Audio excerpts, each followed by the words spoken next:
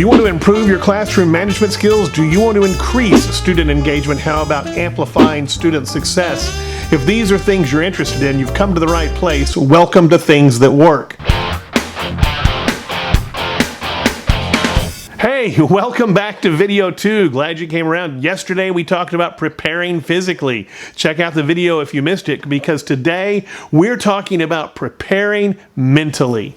And by preparing mentally, I'm not talking about grabbing a whole bunch of books on classroom management or on how to build relationships, but really I'm talking about doing those mental preparations, those mental gymnastics that are required to get our mind back into the frame of everyday teaching.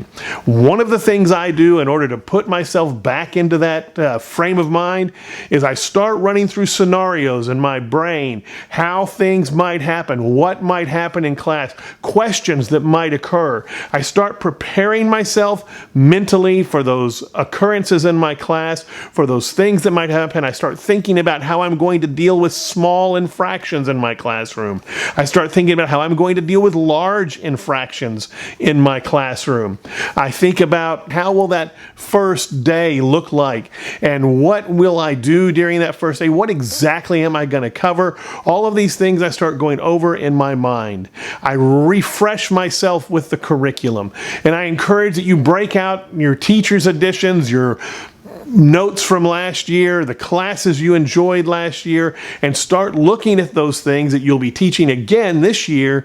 And if you've picked up something new or a new curriculum, start getting ready and knowing what's coming. Know what's on the horizon, know what's ahead, and prepare yourself mentally for those hurdles that you can foresee and predict that will be coming your way, those challenges that you can meet and successfully meet if you are ready for them when they get there.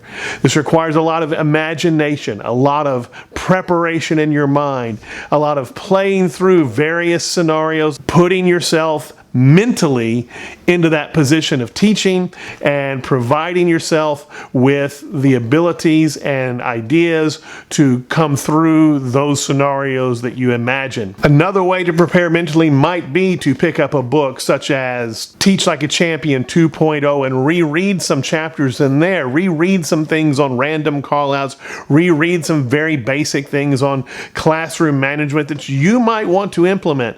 That is another way of preparing mentally.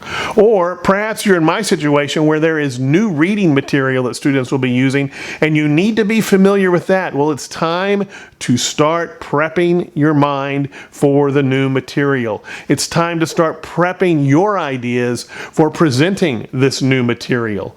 Pick up a notebook, composition book, and just kind of start taking notes about how you want to do things, how you see things happening. Make lists of what you want to present. That will definitely help prepare you mentally for what's coming up this year. One other thing you can do to start preparing yourself mentally, I know a lot of us already have access to our class rosters for the next year, although chances are they are in a constant state of change. But how amazing would it be if you could walk into your classroom and know your students' names? Many of us with rosters have pictures connected with them, so that helps us know who the individual is, and you can walk in and know who students are and call them by name. What an amazing impact that will have on your students. What an amazing relationship building technique to be able to have a student go home and say, my teacher knew my name when I walked through the door. It is very powerful. Now, I've never been able to memorize every student before they walk through my door because, like I said, schedules are in a constant state of change and flux at this point. But I've always been able to have 5 or 6 students every class period who I already knew were going to be in my class, and I had their face committed to memory and their names already memorized, and was able to greet them at the door, and they were surprised, and things went very well with them throughout the rest of the year. So there you have it. Those things. Picture what can happen in your classroom. Start living in your mind those situations that might occur, and if possible, remember those students' names that you have access to now. I enjoy learning with you, I enjoy teaching with you, and together we can take over the world.